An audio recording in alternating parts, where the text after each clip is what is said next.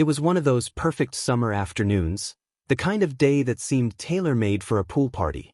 The sun was blazing overhead, and the air was thick with the scent of sunscreen, barbecue smoke, and the sweet tang of fruity cocktails.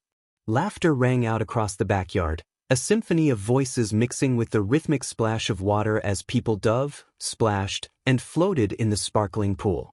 Everywhere I looked, people were having the time of their lives, drinks in hand and smiles on their faces. It was the kind of carefree atmosphere that makes you forget about the world outside, where the biggest decision of the day is whether to have another drink or jump in for another swim. The backyard itself was the epitome of summer fun. The pool was large and inviting, a shimmering blue oasis ringed by colorful inflatable floats. A few lounge chairs were scattered along the patio, occupied by guests sipping on drinks with little umbrellas sticking out of them. The grill was going strong, with the smell of sizzling burgers and hot dogs wafting through the air. Music played from portable speakers set up around the yard, giving the whole party a steady, upbeat soundtrack. I was sitting poolside with a drink in hand, content to watch the festivities unfold.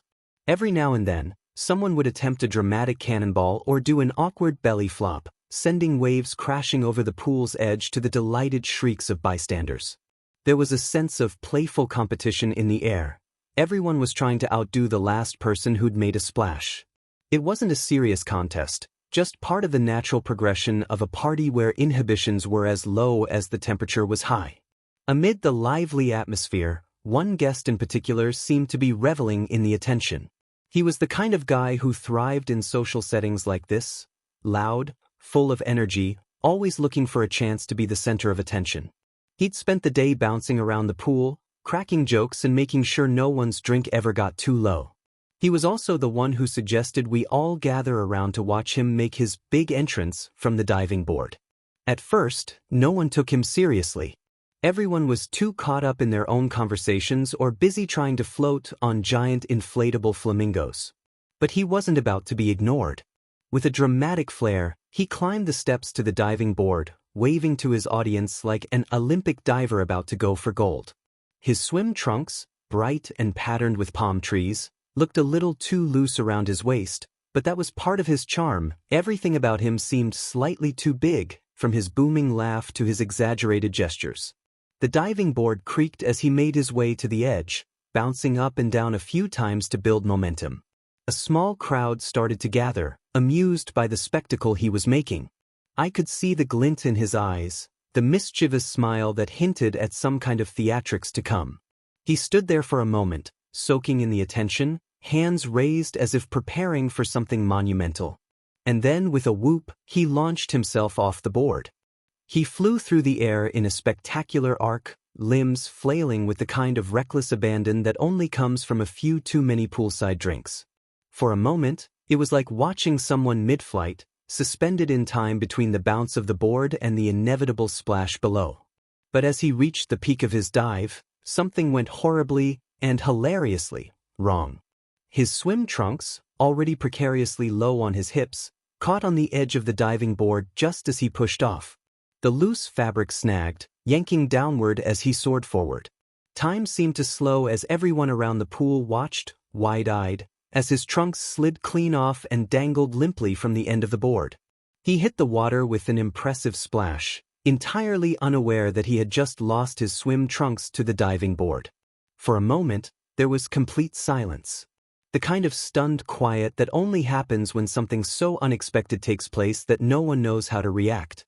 The crowd stood frozen, eyes flicking between the empty spot where his trunks had hung for a split second and the spot in the pool where he'd resurfaced. When he finally emerged from the water, he was completely, gloriously naked. His expression, at first, was one of triumph.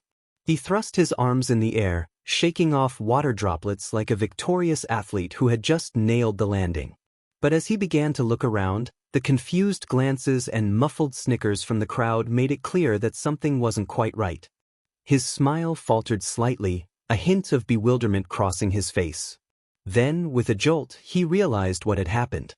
His hands flew instinctively to cover himself, his eyes widening in shock. The whole pool area erupted in a mixture of gasps, laughter, and cheers. It was the kind of spontaneous, uncontrollable laughter that spreads like wildfire, rippling through the crowd as more and more people realized what had just transpired. The hilarity of the moment seemed to wash over him as well, and despite the redness creeping up his face, he couldn't help but join in, laughing along with everyone else. I sat there, drink forgotten in my hand, watching the scene unfold with a mixture of amusement and secondhand embarrassment. He had somehow managed to become the centerpiece of the party in the most unexpected way possible, and instead of being mortified, he was taking it all in stride. "Guess I really made a splash," he quipped, his voice carrying over the still roaring laughter. His grin was wide, though his cheeks were flushed a deep shade of red. There was something admirable about the way he handled the situation. Completely nude, surrounded by dozens of people, yet laughing like it was all part of the plan. Still laughing, he made his way to the edge of the pool, ducking low as he scrambled to retrieve his trunks, which were still hanging pitifully from the diving board. Someone handed him a towel, and he quickly wrapped it around his waist, offering a mock bow to the cheering crowd. The party resumed, but there was a noticeable shift in the energy after that. The incident became the topic of every conversation. Everywhere I turned, people were recounting what had just happened, their voices filled with disbelief and amusement. Some couldn't stop laughing, wiping tears from their eyes as they mimicked his flailing dive, while others speculated on whether he'd planned the whole thing as some kind of elaborate joke. It didn't take long for the story to spread through the party like wildfire. People who had missed the initial spectacle came over, asking for details, wanting to know exactly how he'd managed to lose his trunks mid-dive. By the time the sun started to dip lower in the sky, the story had already become a kind of legend among the guests, a moment that would live on in pool party infamy. As the evening wore on, I found myself thinking about how unpredictable life can be. Sometimes, no matter how carefully we plan or how much we try to control things, unexpected moments catch us off guard. And often, it's those moments, embarrassing, unplanned, and completely ridiculous, that end up being the most memorable.